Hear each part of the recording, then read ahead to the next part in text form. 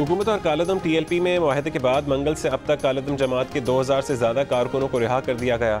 कालदम तंजीम के सरबराह साद रिजवी का मामला कल तक के लिए टल गया। लाहौर हाई कोर्ट में साद रिजवी की नज़रबंदी के खिलाफ दरख्वास्त की समाअत। अदालत दरख्वास्त के काबिल समाअत होने पर गैर मुतमईन। दरख्वास्त गुजार ने दलाइल के लिए मोहलत मांग ली। मजीद समाअत कल तक मुलतवी। कालदम TLP के कारकुन छठे रोज़ भी वज़ीराबाद पार्क में मौजूद। वज़ीराबाद और गुजरात के दरमियान दरियाए चनाब के पुल पर GT रोड छठे रोज़ भी बंद। रावलपिंडी से लाहौर जाने वाली ट्रेनों का रूट और GT रोड पर इस्लामाबाद से गुजरात तक ट्रैफिक रवाना।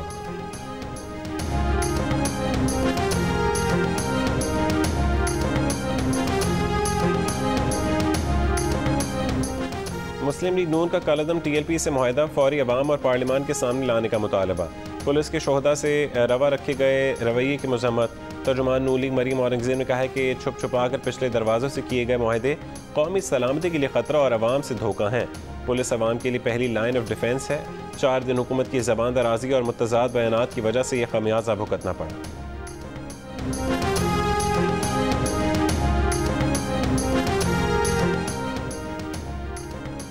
सुन्नी तहरीक कालदम तहरीक लबैक से भी ज़्यादा पुरतशद्दुद थी मगर ख़त्म हो गई। कालदम TLP का उससे भी जल्द खात्मा हो जाएगा।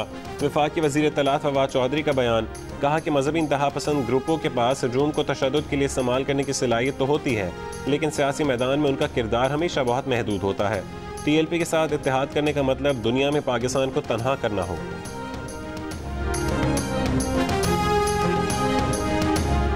कालदम TLP और सुन्नी तहरीक का फवाद चौधरी के बयान पर रद्द-ए-अमल। वज़ीर आज़म से नोटिस लेने का मुतालबा। तर्जुमान TLP ने कहा कि वज़ीर आज़म देखें कि फवाद चौधरी किसके एजेंडे पर काम कर रहे हैं। तर्जुमान सुन्नी तहरीक ने कहा कि वफाकी वज़ीर फवाद चौधरी का बयान इंतशार फैलाने के मुतरादिफ है।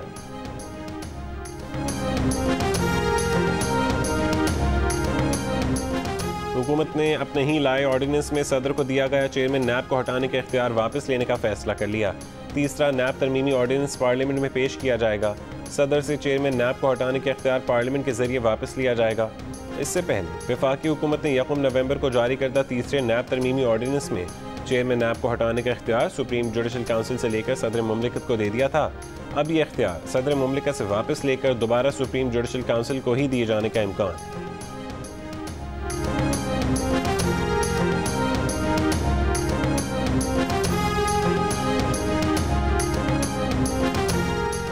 वज़ीर-ए-आज़म इमरान खान से मुलाकात में इत्तेहादियों ने इलेक्ट्रॉनिक वोटिंग मशीन पर एतमाद में ना लेने का मामला उठा दिया। ज़राए के मुताबिक अहम कानून साजी पर एतमाद में ना लेने का शिकवा कर दिया। वज़ीर-ए-आज़म ने वज़ारत साइंस एंड टेक्नोलॉजी को इत्तेहादियों को वो तफसीली ब्रीफिंग की हिदायत की। आइंदा हफ्ते तफसीली ब्रीफिंग का इम्कान।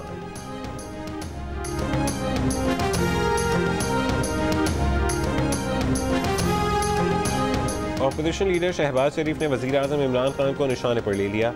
कहा वफाकी वज़रा को इमरान खान की हिदायत इलेक्शन कमीशन पर बराह रास्त हमला है। इमरान खान ने काबीना रकीन को हिदायत की है कि वह तौहीन अदालत के मुर्तकिब 2 वज़रा की हिमायत करें। इमरान खान एक ऐसे मौके पर इलेक्शन कमीशन को निशाना बना रहे हैं जब मुल्क दाखिली और खारजी मसाइल में घिरा हुआ है। धौंस से और हरासा करके इदारों को झुकाने की इजाज़त नहीं दी जा सकती।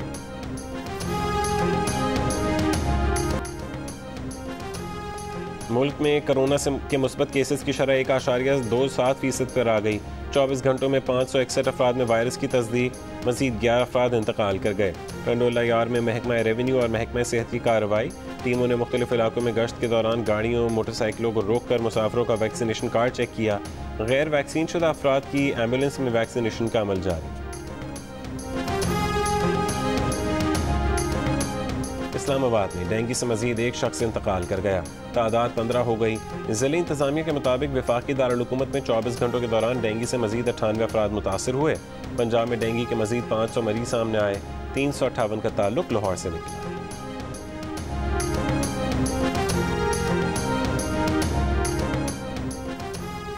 खैबर पख्तूनख्वा के महकमा जंगलात का टिम्बर का कारोबार चल रहा है। घरों में डिलीवरी पहुंच जाती है।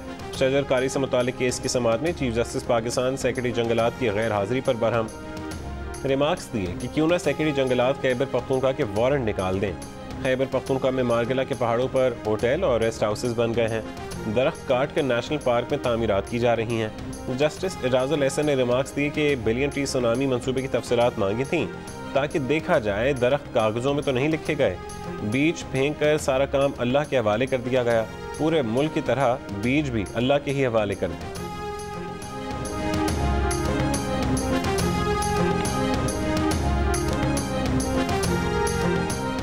इस्लामाबाद की अदालत में नूर मुकद्दम कत्ल केस की समाअत। मरकजी मुलजिम ज़ाहिर जाफर की पुलिस के साथ धक्कम पेल। मुलजिम कमरा अदालत में मुसलसल नाजेबा ज़बान इस्तेमाल करता रहा। जज का मुलजिम को अदालत से बाहर ले जाने का हुक्म। मुलजिम ने पुलिस एहलकार को गिरबान से पकड़ लिया। पुलिस ज़बरदस्ती मुलजिम को हवालात लेकर चली। लाहौर के फोर्टू स्टेडियम में तीसरे इंटरनेशनल पेसेस कॉम्पिटिशन की इफ्तिताही तकरीब। इराक, उर्दन, फ़लस्तीन, श्रीलंका, मुत्तहिदा अरब अमारात और उज़्बेकिस्तान के खिलाड़ियों समेत 101 बैनुल-अक़वामी खिलाड़ी शरीक हुए। पेसेस कॉम्पिटिशन कौमी और बैनुल-अक़वामी फ़ौजी टीमों के दरमियान होने वाले सख्त तरीन मुकाबलों में से एक है।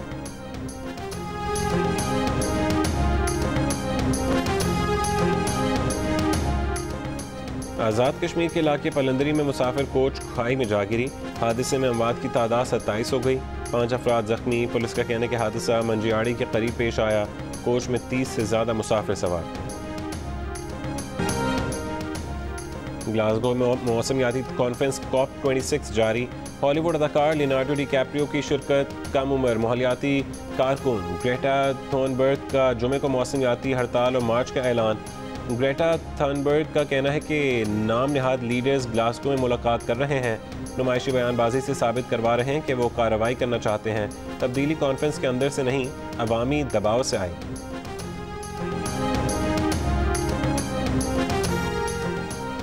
वज़ीर-ए-आज़म के मुशीर बराए माहौलियाती तब्दीली मलिक अमीन असलम की स्कॉटलैंड में अमरीकी सदर जो बाइडन से मुलाकात। एक बयान में कहा कि सदर बाइडन से बातचीत करके खुशी हुई। उन्होंने ग्लोबल मीथेन प्लेज मुआहदे में पाकिस्तान के पहले एशियाई मुल्क की हैसियत से शमूलियत पर वज़ीर-ए-आज़म इमरान खान का शुक्रिया अदा किया।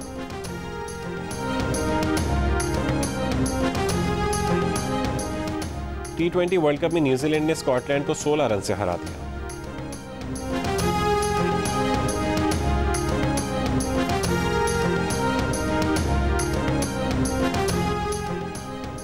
जियो न्यूज़ के प्रोग्राम जश्न क्रिकेट में अदाकारा मरियम नफीस बनी मेहमान। सेगमेंट 500 के दौर में सहर खान को शिकस्त देने की कोशिश नाकाम। मरियम नफीस सहर खान के 451 के जवाब में 450 पॉइंट स्कोर कर सकीं। प्रोग्राम में बातचीत करते हुए शोएब अख्तर ने कहा कि भारत के पास अब सेमीफाइनल में जाने का चांस बाकी है। मुश्ताक अहमद ने कहा कि मोहम्मद नबी की खराब कप्तानी की वजह से इंडिया ने 20-30 रन ज़्यादा बनाए।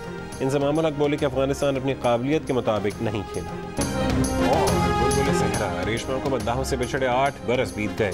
रेशमा के गाए गीत सुनने वालों की समातों में आज भी रस घोल रहे हैं।